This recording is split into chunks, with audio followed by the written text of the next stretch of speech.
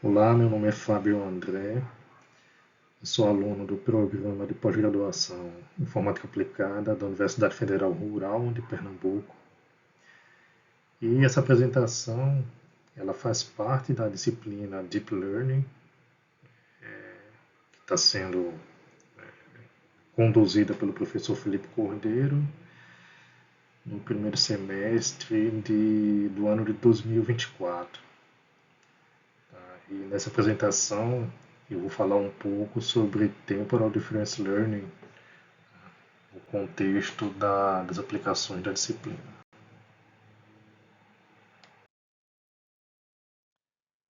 Bom, uma forma natural, né, ele se introduziu o conceito desse método de aprendizagem por reforço, utilizando a diferença temporal, é a partir do método de Monte Carlo. E qual é a ideia por trás do método de Monte Carlo?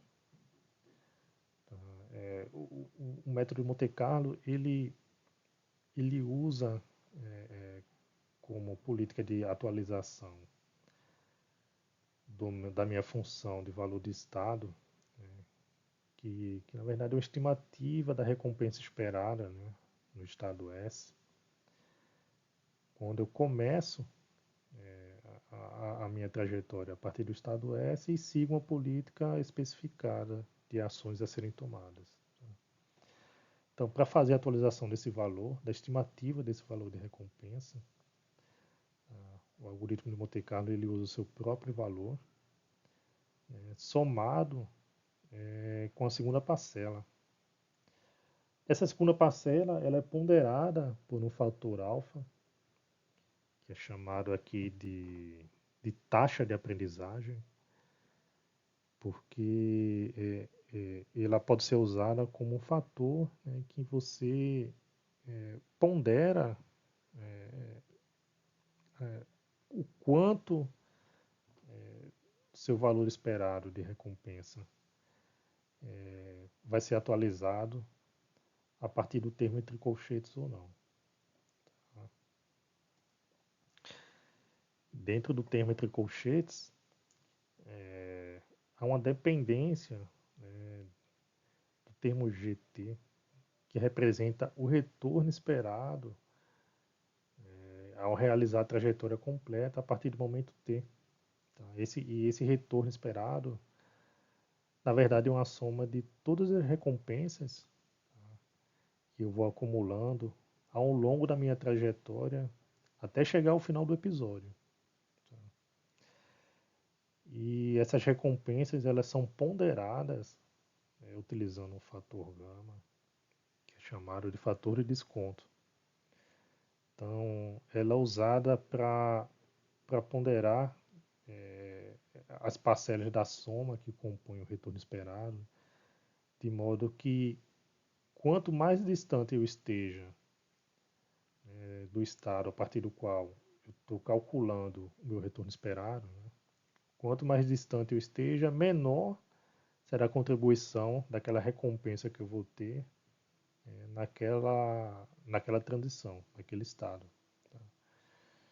E isso é feito adotando-se o gama menor que 1, porque a partir do momento que eu multiplico gama por ele mesmo várias vezes, então vou obter valores cada vez menores e aí eu consigo ter esse efeito, né, de ponderamento cada vez menor nas recompensas associadas a estados futuros, né, e distantes daquele meu estado que eu estou avaliando o retorno esperado.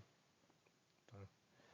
Então, a ideia que queria ficar aqui com essa explanação é de que no método de Monte Carlo, a minha atualização da estimativa de recompensa esperada no meu estado só pode ser feita depois que eu termino de realizar toda a minha trajetória, por conta da dependência desse fator aqui, do retorno esperado da trajetória completa.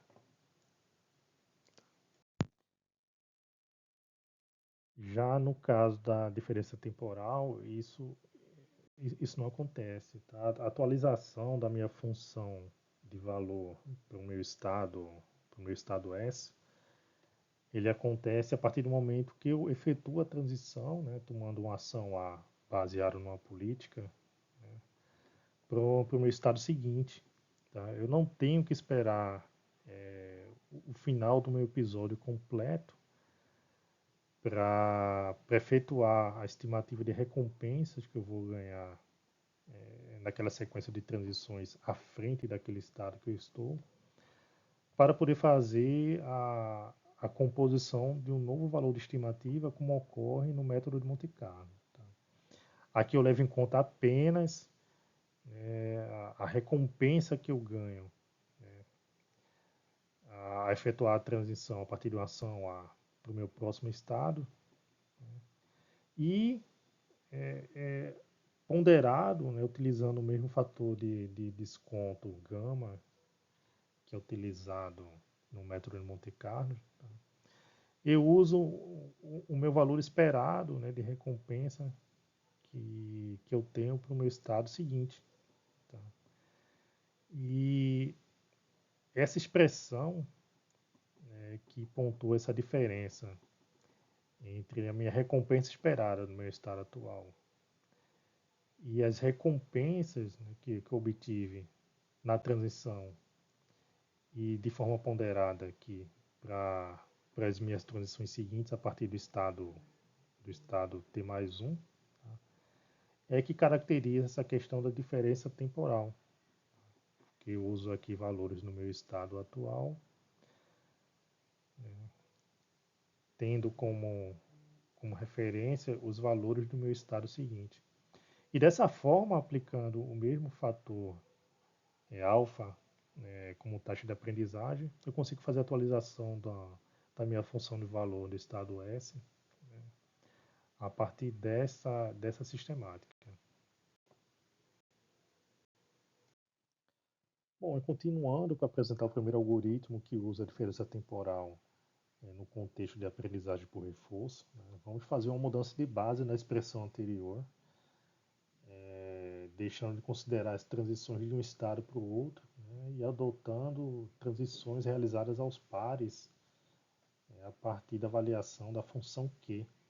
Tá? Essa função Q ela representa o valor de recompensa futura esperada por um estado, quando o agente está no estado S e toma uma ação A baseada numa política adotada. E pela expressão anteriormente vista, ela vai passar a ser adotada dessa forma. Tá? Então, esse valor de recompensa esperado vai ser atualizado pelo seu próprio valor atual, tá? E tendo a contribuição ponderada a partir do fator alfa, que é o fator que é a taxa de aprendizado comentado anteriormente, tá? Que vai ponderar o valor de recompensa obtida na transição do estado atual para o próximo estado, somado com o valor de recompensa esperado, estando no estado seguinte e tomando uma ação seguinte também, adotada a partir de uma certa política, tá? Também ponderada pelo fator gama, fator de desconto associada a esse valor esperado, subtraído do seu valor esperado atual. Bom, e aqui o nome SASA, na verdade ele é um acrônimo que simboliza as parcelas que estão sendo usadas, né, no cálculo de atualização do valor de recompensa aqui. Tá? Então, primeiro o S, ele diz respeito ao estado atual em que se encontra. O A diz respeito à ação tomada para sair daquele estado atual, baseado numa política adotada. O R representa a recompensa que é ganha ao ser tomado a ação A para sair do estado S. O segundo S representa o estado futuro ao qual aquela ação tomada levou o agente durante a exploração do ambiente. E o último A representa a ação tomada para sair do segundo estado adotado a partir da mesma política adotada. Então, são essas parcelas que são utilizadas para fazer a atualização do valor futuro esperado Q, saindo do estado S e tomando uma ação A. Então, note também aqui que no algoritmo, tá, olhando a expressão que relaciona a atualização do meu valor esperado Q no estado S, tomando uma ação A, então eu faço uso de uma política em dois momentos distintos. Né? Primeiro, eu faço uso da política, né, estando no estado S, para escolher qual ação eu vou tomar para poder sair do meu estado S e partir para um próximo, influenciando diretamente na forma como é feita a exploração do ambiente no qual a gente se encontra. E o segundo momento em que se faz uso de uma política é para fazer a atualização do valor da recompensa esperada nesse estado inicial. Tá? Então, a partir do momento que eu executo essa transição, seguindo essa minha política de exploração, tá? Eu uso uma parcela ponderada, como já mostrado anteriormente, do valor esperado, do valor de recompensa esperado nesse estado futuro, tomando uma ação que me leve a um terceiro estado, tá? Também seguindo essa mesma política. No caso, esses dois momentos interferem de formas distintas, né, do ponto de vista de entendimento do algoritmo. Tá? No primeiro passo, a minha política influencia diretamente na forma como o ambiente é explorado. Tá? E no segundo passo, a minha política influi diretamente na forma como é feita a atualização do meu valor de recompensa futura esperada, tá? Dado que eu tomei a primeira ação. Então, por conta disso, o algoritmo SASA ele é considerado como um algoritmo on-policy, porque ele faz uso da mesma política tanto para efetuar a exploração do ambiente, como para a questão de otimização da atualização do valor de Q esperado. E em termos de políticas que podem ser adotadas, né, existe a política Epsilon Grid, no qual se adota uma probabilidade epsilon, e a ela se associa duas ações possíveis a serem tomadas, né? Na verdade, duas escolhas possíveis de ação a ser tomada dentro de um estado. Tá? Então, com probabilidade epsilon, o agente pode escolher qualquer ação dentre aquelas possíveis no estado qual a gente se encontra de forma aleatória. E de forma complementar, com probabilidade 1 menos epsilon, o agente escolhe aquela ação dentro das possíveis que me dá a maior recompensa associada àquele estado em qual me encontro. Ou seja, ele deixa de fazer uma escolha aleatória para fazer uma escolha baseada no valor da recompensa associada a cada ação. A segunda política do Epsilon Decay, ela adota a estratégia de você ter um epsilon inicial, que é usado na primeira tomada de decisão de ação, né, na sua sequência de transições do episódio. Ela associa a esse valor um exponencial. Então, a ideia é que à medida que você for executando os passos ao longo do episódio, o valor de epsilon adotada para a tomada de decisão dos passos seguintes vai caindo com o tempo. De modo que no início, com o epsilon maior, você contribua para que haja uma maior exploração de forma aleatória do seu ambiente. Tá? E à medida que você for avançando dentro do episódio de treinamento, essa contribuição fique menor. Tá? E com isso você comece a adotar de forma preferencial a escolha das ações dentro daquele estado que represente o maior valor de recompensa, o maior valor de Q para seguir. A minha política Softmax, atribui probabilidades a cada ação do meu estado atual, com base nos valores de Q que são associados às demais ações desse mesmo estado. Então, como é que funciona? A probabilidade de eu tomar uma ação A, dado que eu estou no estado S, vai ser a razão entre um exponencial que leva em consideração o valor de recompensa S, dado que eu tomo uma ação A, que é a ação que eu estou calculando a probabilidade, dividido por um fator tal. Tá? E no termo inferior dessa razão, eu efetuo o somatório de um exponencial que leva em conta os valores esperados de cada ação tomada dentro desse meu estado, tá? Também dividido pelo fator tal. Então esse B aqui, na verdade, é um simbolismo dizendo que eu vou percorrer todas as ações dentro do meu conjunto A de ações que existem nesse estado para fazer o cálculo dessa minha probabilidade. E esse valor tal, ele está associado com a forma como vai se ocorrer essa distribuição de probabilidade entre cada ação.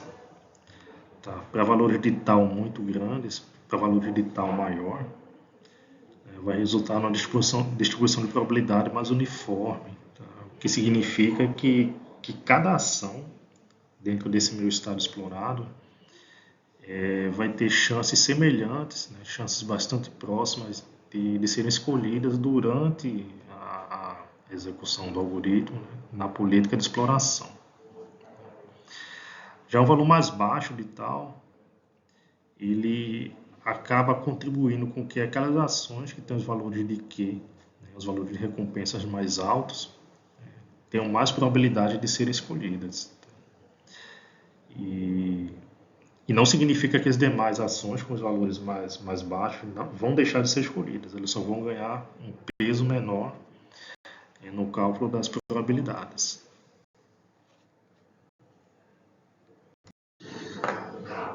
Bom, e aqui o SASA, né, forma de algoritmo, utilizando a expressão que foi vista nos slides anteriores. Então, a ideia é que no início você inicialize todos os valores de recompensas esperadas para cada ação em todo o seu espaço de estado, né, de forma aleatória, mas que aquele valor esperado, né, para o estado terminal do episódio que você vai executar, ele seja igual a zero. Então, para cada episódio que você vai executar nessa rotina de treinamento e exploração do ambiente, você escolhe um estado inicial. E a partir desse estado inicial, você escolhe qual ação tomar, dentre aquele leque de ações possíveis para aquele estado, usando a política que foi definida para ser aplicada no algoritmo. E então você repete esse trecho aqui para fazer cada atualização dos valores de Q de cada estado até o final da rotina. Então, seguindo aqui passo a passo.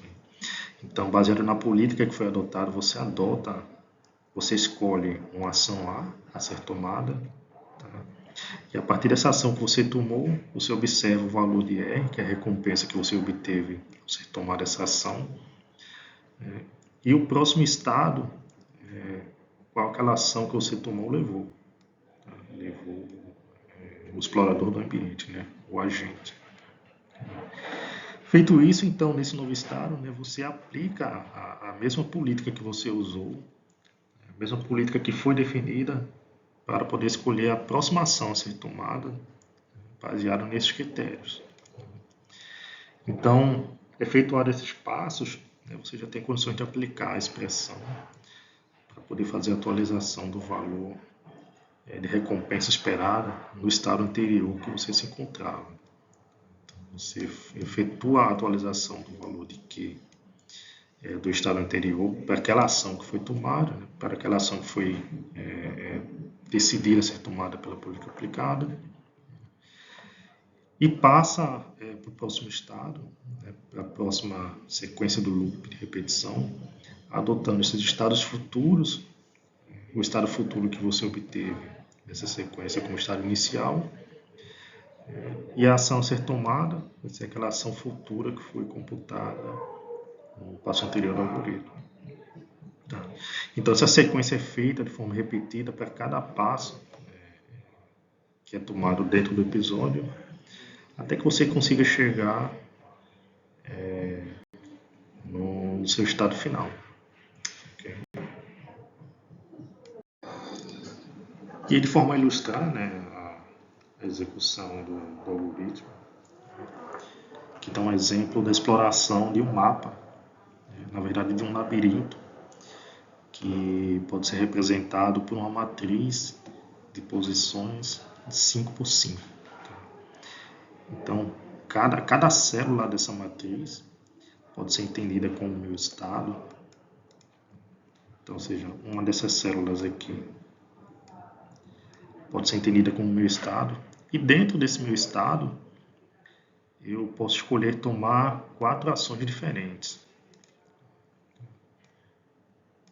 Então, eu posso escolher a ação de, dentro do meu ambiente a ser explorado, seguir para a minha direita, seguir para a minha esquerda, subir ou descer. E a cada ação tomada, tem associado uma recompensa. Seguindo o fluxo do algoritmo, eu inicializo as minhas recompensas, os meus keys associados a cada ação dentro do meu estado de maneira aleatória. E a partir disso, eu adoto um estado inicial e aplico uma política definida para dar início à exploração do ambiente. Nesse caso aqui, o objetivo central do treinamento desse ambiente é fazer com que, a partir da escolha de determinada posição, a partir da escolha de determinado estado dentro desse tabuleiro, dentro desse labirinto, o jogador consiga atingir essa posição final, representada por esse estado dessa última célula. E aí, utilizando esse ambiente, e executando o SASA com essas definições de fator de desconto igual a 0,99, taxa de aprendizagem de 0,1, e adotando a política de Epsilon Grid, utilizando o Epsilon de 0,2, para uma rodada de execução, utilizando 100 episódios, obtemos esse resultado representado por esse mapa de calor.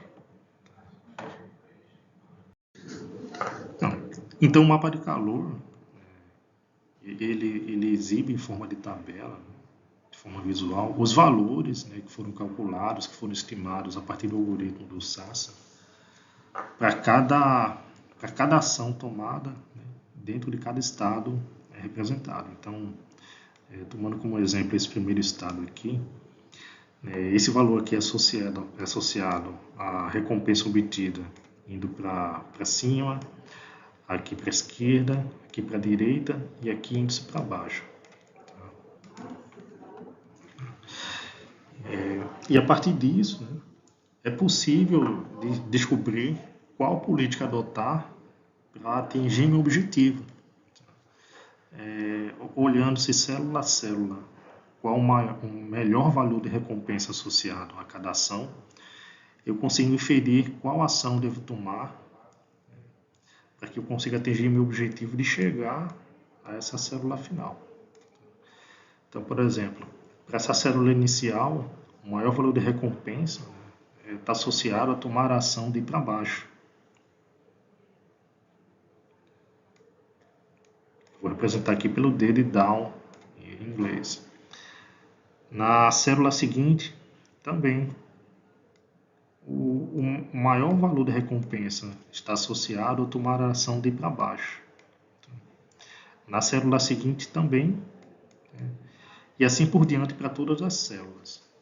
Então, fazendo essa análise, você consegue descobrir qual a política a ser adotada, para seguir a partir desses valores. E essa política representada está descrita aqui nessa figura. Então, o que significa? Então, se eu partir de um estado inicial S nessa célula, então a política que foi descoberta me diz que eu tenho que tomar a ação de descer. Aqui também a ação de descer, e descer. Nessa célula, a ação que me dá a melhor recompensa é a ação de ir para a direita, right. Nessa célula também é a ação de ir para a direita. Nessa célula é a ação de subir, up. Nessa célula a ação de ir para a direita, right. Nessa célula a ação de descer, down. E nessa última célula é a ação de ir para a direita, right. Aí perceba que para esse meu estado inicial escolhido, a política que foi definida nessa quantidade de episódios que foi rodada funcionou e eu consegui atingir meu objetivo. Tá? Mas em alguns estados isso não foi possível ainda, como por exemplo esse estado inicial aqui. Então, se eu partir desse meu estado inicial, a política ótima que foi descoberta nessa quantidade de interações que foi executada não foi suficiente ainda para definir uma estratégia correta, que consiga me levar ao meu estado final, saindo desse meu estado inicial.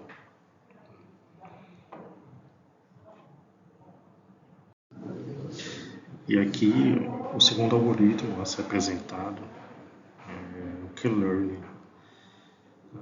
E diferente do SASA, ele é considerado um algoritmo of policy, porque ele faz uma distinção entre as políticas utilizadas para a exploração do ambiente e para a otimização. Na verdade, ele não adota uma política efetivamente, ele sempre adota a ação que me retorna uma maior recompensa naquele meu estado futuro. Então, aqui dentro da expressão, a política adotada para escolher a ação que eu irei tomar, dado que eu estou no estado S, ela vai sempre seguir a política de exploração que foi escolhida pelo algoritmo.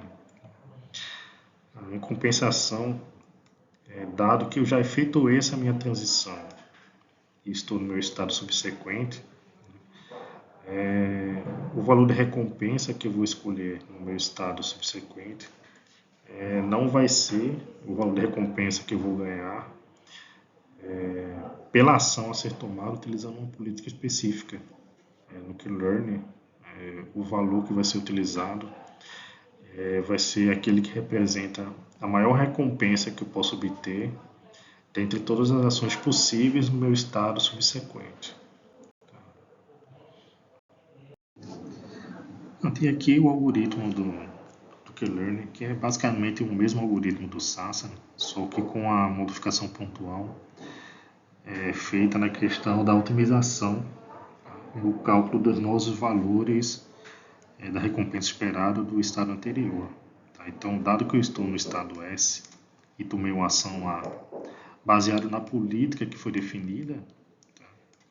Então a atualização desse meu valor vai levar em conta a escolha da maior recompensa possível associada a uma ação A no meu estado seguinte. E isso é que vai ser usado para poder fazer a atualização dos valores da minha recompensa esperada do estado anterior, dado que eu tomei uma ação A definida pela minha política. Tá? Então, dessa forma eu atualizo o meu estado atual para o meu estado futuro e efetuo uma nova escolha de estado, uma nova escolha de ação a ser tomada nesse estado futuro, baseada na política. E assim sucessivamente para cada estado, para cada alteração dentro do meu episódio de treinamento. Bom, e aqui o resultado obtido, né, sendo utilizado o algoritmo de Q-Learning nas mesmas condições do que foi apresentado para o SARS. Tá? Então perceba que saindo-se do mesmo estado inicial que foi adotado anteriormente, né, a política encontrada consegue me direcionar para o meu objetivo final da mesma forma que o SARS conseguiu. Tá? E tem um ponto de melhoria aqui, que com esse número de iterações, né, com esse número de episódios que foi definido na execução desse algoritmo, eu já consegui encontrar uma política que também define melhores resultados, né, a partir de outros estados iniciais, como por exemplo esse. Então, a partir desse estado inicial, a política encontrada me direciona para tomar a ação de descer, direita, subir, subir, esquerda, esquerda, esquerda, e aqui segue o fluxo encontrado anteriormente. Então perceba que para esse cenário aqui que foi efetuado a simulação, né, o cálculo usando Q-Learning, o número de episódios adotado foi suficiente para que fosse possível chegar na política ótima de exploração do meio ambiente, de modo a conseguir atingir meu objetivo. Isso aqui se deve ao fato de estamos utilizando sempre na escolha da próxima ação a ser executada, na verdade, da escolha da recompensa da próxima ação executada, né, sempre escolhendo a maior possível, ao invés de usar associada à próxima ação a ser executada a partir de uma política definida que o SAS executa. Isso não significa que o SAS não vai conseguir chegar ao ponto de convergir para esse cenário, né, de descoberta da política ótima. Mas isso significa que o SAS, pela forma de exploração do ambiente, né, e da forma que é atualizado os valores de recompensa para cada ação dentro dos estados, né, ele vai necessitar de um tempo maior de exploração de ambientes. Então, aquele número de episódios que foi definido como 1000, né, teria que ser maior para esse cenário, para que o SAS conseguisse se aproximar dessa política ótima que foi encontrada pelo Q-Learning.